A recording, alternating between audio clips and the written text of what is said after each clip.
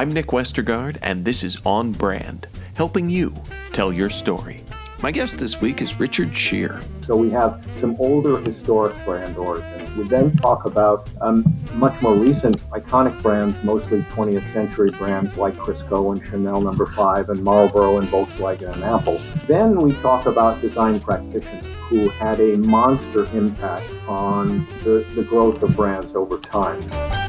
Richard Shear is an entrepreneur partner and chief creative officer at Invōk Brands. As a member of the SVA founding faculty of the Masters in Branding program, Richard teaches on the interconnected evolution of global consumer culture and visual history through the last 2 millennia, and its influence on contemporary retail brands. He's also the author of A History of Brands. My interview with Richard Shear is coming right up, but first... Quick question. How confident are you that your content actually connects in every market? If you're guessing, it might be time to check out Phrase. Phrase is the industry-leading AI localization platform that helps you deliver content in multiple languages without losing your tone, your message, or your mind. It automates the manual work, slashes review time, and gives you real data on what's working where. Brands like Uber and Zendesk trust Phrase to scale their content across the globe and get it right every time. If you're serious about reaching more people and driving better results internationally, head over to phrase.com/MPN and take a look. That's phrase.com/MPN. Are you tired of juggling multiple software tools to manage your agency? Say hello to Deltek Workbook, the ultimate solution for marketing and communication agencies. With Workbook, you can streamline your projects, resources, and finances all in one place. Imagine real-time dashboards and reports giving you full visibility into your projects, people, and financials. Plan your team's capacity weeks in advance to avoid bottlenecks while staying on budget to maximize project margins. Plus, Workbook works perfectly for both agencies and in-house marketing teams looking to boost efficiency and profitability. And here's the best part. At PCI, we're a certified Deltek partner and reseller offering expert implementation, integrations, and ongoing support to ensure your success. Want to see how Deltek Workbook can transform your operations? For a free consultation, visit pci.us/podcast today. That's pci.us/podcast. Richard Shear, welcome to On Brand. Thank you, Nick. It's super to be here. Appreciate it. So we've talked a lot, or rather your bio talks a lot about your career, but what initially led you to the path that you're on of design and branding? My parents, to start with, my parents are both architects. So the notion that I could make a living with some kind of creativity was a lesson that I learned very early. The other thing that happened early on in high school is I intended to become a sculptor. The next David Smith or something like that. I know I'm dating myself, but the next David Smith or something like that. I got to college and I went to Tyler School of Art in Philadelphia, Temple University Art School, and worked at a gallery one summer after my freshman year and hated it. Absolutely hated the gallery environment and decided that graphic design looked like a pretty cool thing. And so the reason I gravitated to package design is because it's a sculptural aspect to graphic design. There's a 3D component in everything we do. And so, it happens to be sculpture for the shelf, not for somebody's backyard or museum or whatever, but it nonetheless is a three-dimensional object. Well, that's interesting, the connection to sculpture and package design. But I also feel like growing up in an architecture household feels like it would have parallels there. Is there anything from being in that family and that discipline that relates to, architecture is how we put buildings together, but how we put brands together? Yeah, it's interesting that within the last several months, one of the things I began to realize is that not only do we have a history of our immediate family, but that each of us has a history that we're passing down in our business life as well. I'll give you a specific example. I was watching a movie about the practice of an architect named Elliot Noyes, and in that film, I realized that Peter Behrens, who was the first art director for AEG, which is a German industrial company, employed a bunch of people, including Walter Gropius, for his design group. And Gropius, of course, then went on to lead the Bauhaus and went to Harvard, teach at Harvard Graduate School of Design for a while. Elliot Noyes, the architect that I mentioned, went to Harvard, the design program in the late 30s, graduated with, and then went to New Canaan, Connecticut to start his own design firm. My dad worked for Elliot Noyes in the 1960s. So I've got kind of this 5-generation thing that dates back to the early part of the 20th century as part of my heritage as well. And it's a new way of looking at family, which kind of intrigued me. That is really interesting. It talked about SVA a little bit, and because I think that the uh, discipline, the approach is really interesting, and you being a part of the founding faculty of this master's in branding program, which I know from working in both branding and higher ed is a bit of a rarity. Well, in fact, in 2008 or 2009, when Debbie Millman and her team, me included, began to think about this thing, to our knowledge, no masters in branding existed at all. And there are visions of it, little bits of it here and there, certainly as part of other business programs, but not a master's degree strictly in branding. And let me say, by branding, we don't mean design.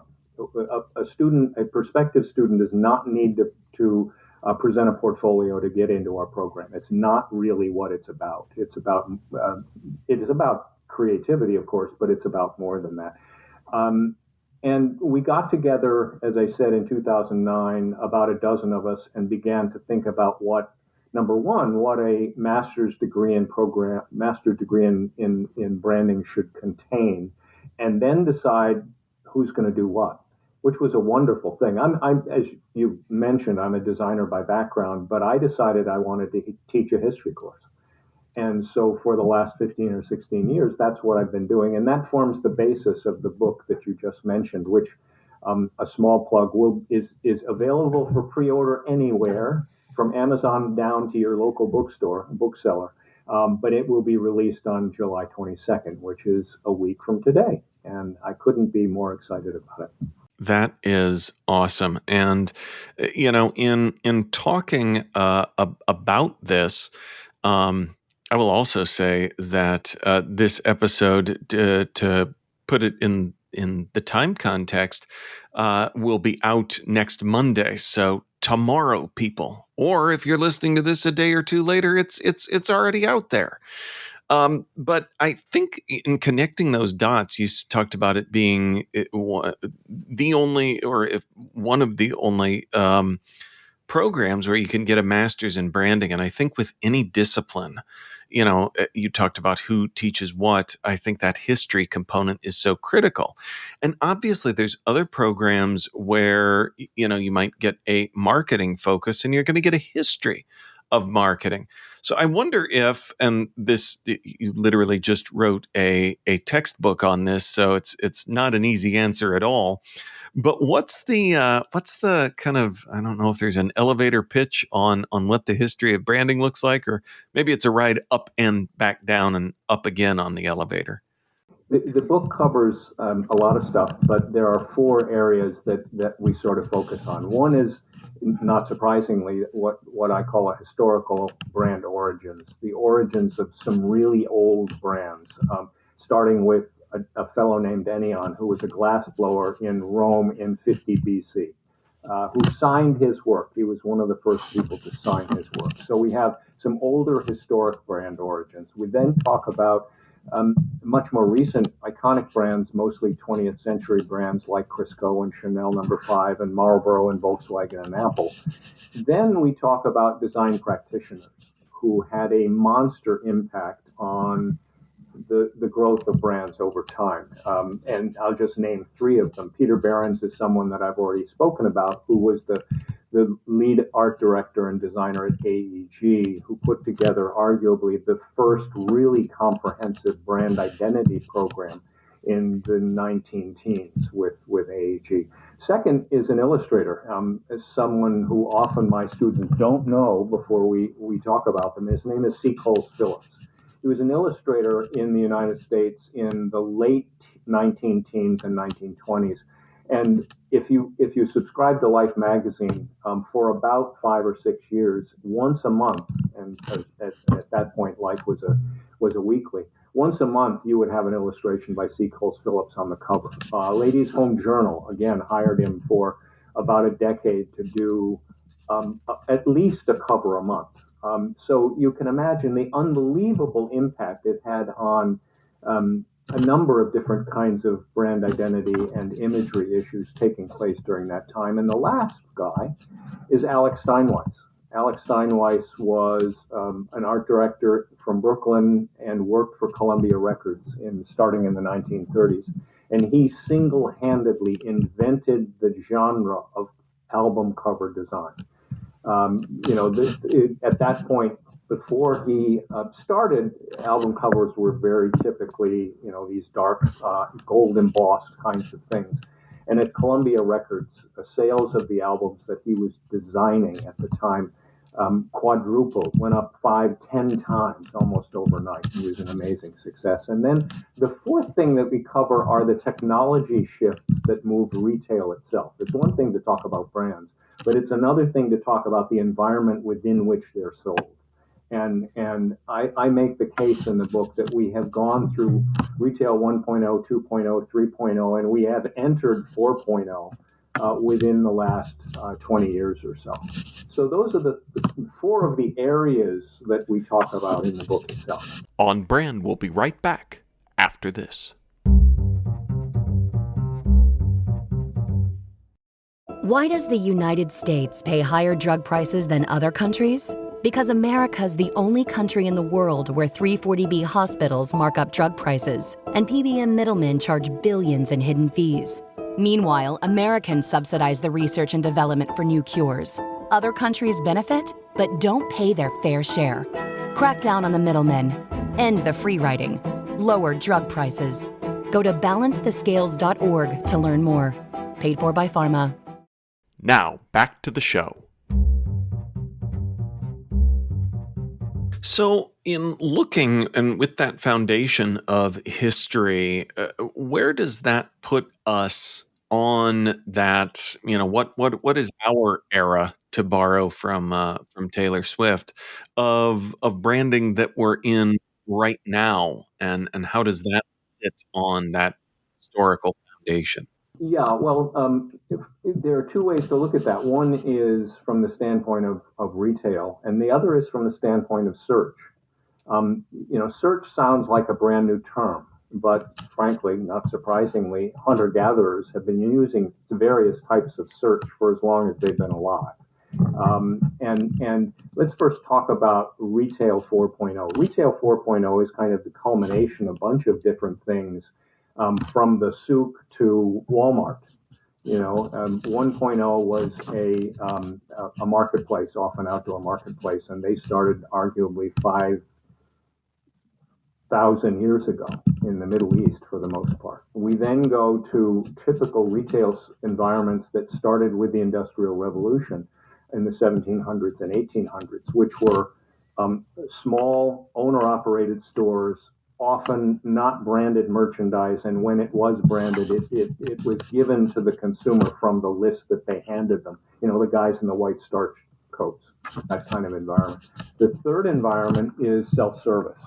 And I start to get really excited when I talk about self-service. The first self-service grocery store was Piggly Wiggly in 1917 in the Carolinas. And in the book, I've got a picture of what that original store looked like. And it looked more like a holding pen for criminals, frankly, than it did necessarily retail. But there was one monster difference. And that was, instead of taking your list to the guy in the white starch shirt and having him hand the products he had, you're lucky if, for instance, you wanted Kellogg's cornflakes when cornflakes was on your list, and that's what he stocked. But you had no control over that as a consumer.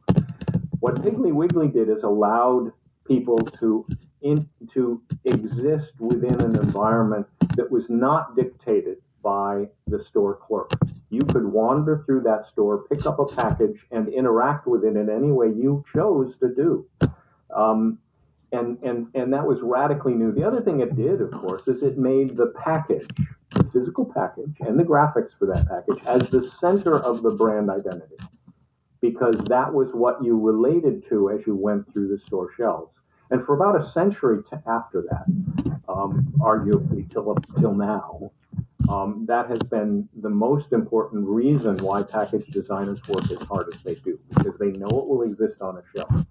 Today, we're entering Retail 4.0, which, yes, it has a physical retail store component to it, but it's much farther beyond that in terms of the way that consumers interact with the brand. And quite honestly, often the package has nothing to do with it. So that's, I think, the era that we're entering.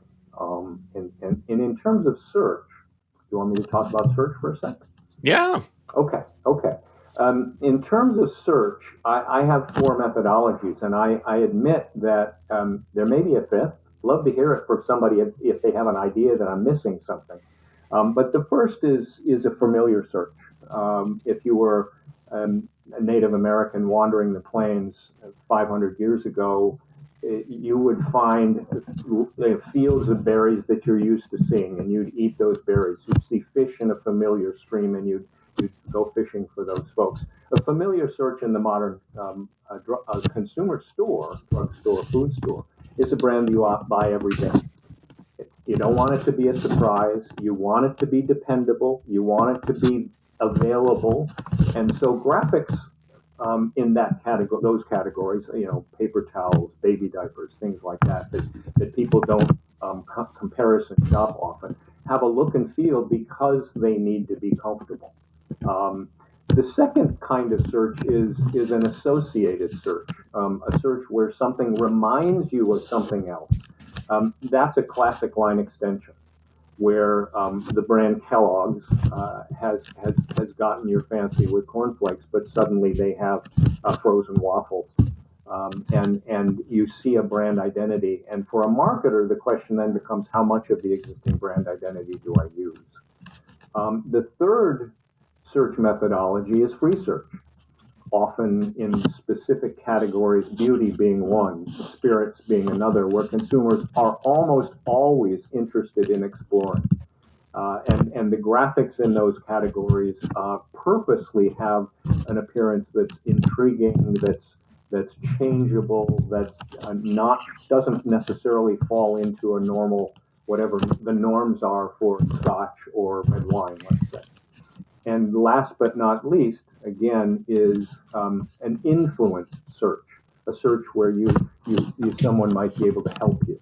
The idea, again, going back to the Native American on the plains, is you'd be wandering through an unfamiliar place. You see an old friend. You ask where they might spend the night to be protected from the wind and the rain. They suggest a cave down the road a little bit, and you go there with no pre-knowledge whatsoever of what you'll find, other than the recommendation that your friend had given you.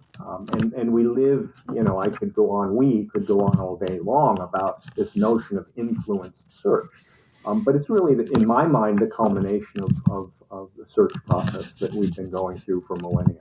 So with that change and all of these changes, you have worked extensively in package design. How do these shifts impact the work of package design in a world where it's digital first everything? Yeah. Well, I hinted at one way, and that's the overall appearance of the package. It needs to be, and is often designed with specific relationships to the brand category norms that take place. Now, I don't have to tell you that the brand category norms for the baby, diaper aisle is completely different than the vodka aisle. And the reason for that, a large portion of the reason for that, is because consumer expectations are completely different in those two aisles. Moms and dads who go there to buy diapers usually have a specific brand in mind. They really don't want an unexpected, uncomfortable, unnecessary graphics to distract them. They really want to know whether this is the Pampers that I normally use, and put it in the cart and go on to the next item. In the vodka aisle, there is some of that. Often people have a favorite brand, but there is a tremendous amount of acceptance of the idea of shopping that aisle for something new. And so the graphics reflect that.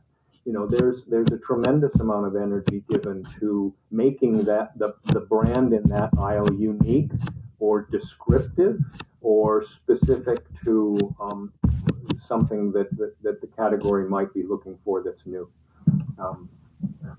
So we talked about your work at SVA, and I wonder if in mentoring kind of the next wave of brand builders, do you have advice that you give students entering the branding world right now? Yeah, I do. I mean, I think from the conversation we've already had, one of the things I do in my class is a consistent approach to looking at past lessons, and we call it modern analogies.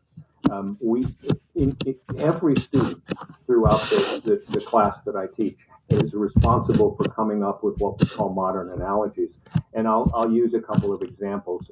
One of the things I try and do is, when we get to Josiah Wedgwood, the British potter from the 1700s, I tell them that, in my opinion, Steve Jobs was the reincarnation of Josiah Wedgwood, because it's unbelievable, the similarities in terms of what the way they ran their business, the way they designed their products, the way they used influencer culture. One of my favorite tricks that Josiah Wedgwood did was to get not just a royal warrant from King George signed saying he is my official potter, but he sent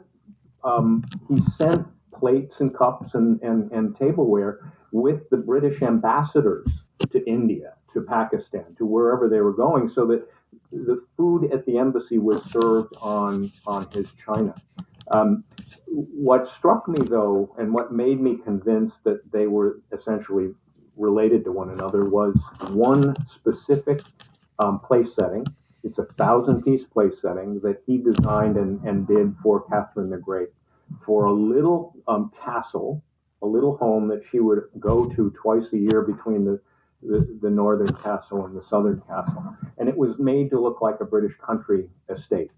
So she thought she ought to hire a British potter to do this. And what he said, he saw this as an amazing opportunity, not just to do the work, but to have it be a loss leader for lots of other things. So in every one of those 1,000 places, on plates, on cups, on serving plates, there is a specific British location that is drawn. Someone's house, someone's lake, a village square, a bridge that was prominent in the area.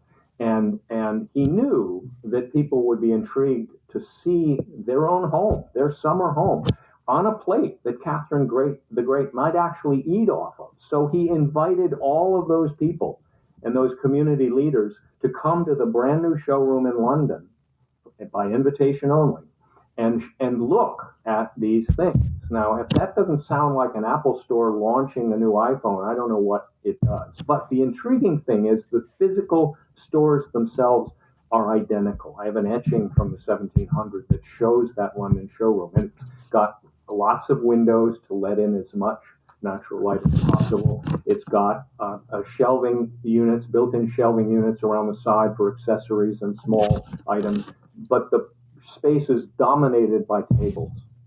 And on those tables, in the case of Wedgwood, are place settings that people can touch and feel and lift up and hold and get a sense for how to use the product, just like an Apple store. So I would, and for no other reason, I would encourage people to buy the book and look for that page where I show those two images side by side. It's really quite something. But the connection goes much farther than that, in terms of design experience, in terms of quality, in terms of pricing. And they share a number of different kinds of things. What's the saying that history doesn't repeat itself, but it rhymes? Yeah, absolutely. Sure. Mark Twain was famous for that, and he's right. Well, I have, as you can see, smiled a lot during this conversation, Richard, and it's now my turn to get to ask you for a brand that has made you smile recently. Yeah, that brand is Barbie, and let me tell you why. Up until a couple of weeks ago, I would have one reason why that was the case, and that's because I'm also a thesis advisor for the Masters in Branding program. And one year, my team looked at Barbie and said, "Really? Really? I mean, really, is that what Barbie still is?" And this was before the movie, and before Mattel began to do some really transformational things with that brand and with her and the personification of who Barbie is. But about 2 weeks ago, they launched for the first time a Barbie with type 1 diabetes. And I have type 1 diabetes. So for me, it was an amazing kind of step for that brand to go out there and put, a patch for blood sugar level reading and a little pump on her belt and a little her backpack with other assemblies, other items that she needs on a daily basis just to keep herself alive.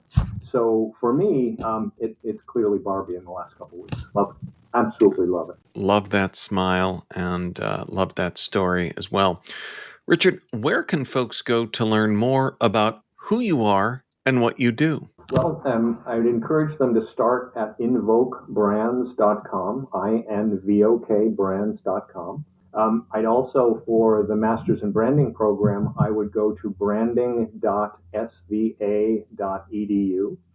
And for my book, anywhere you get books will have it listed, from Amazon on down to the Barrett Bookstore in Darien, Connecticut, where I live. So anywhere you feel most comfortable buying your books, I would encourage you to do that. Awesome. Well, we will link up to that in our show notes, which folks can find at onbrandpodcast.com. Richard Shear, thanks for being on brand with us. You bet, Nick. It was lots of fun. I appreciate it. And let's do it again. On Brand is part of the Marketing Podcast Network. If you like what you're hearing, if we've made you smile, you can always listen free on Spotify, Apple Podcasts, or whatever your favorite platform may be. And please take a moment and rate and review the podcast to help others find the show. Until next week, I'm Nick Westergaard, and I'll see you on the internet.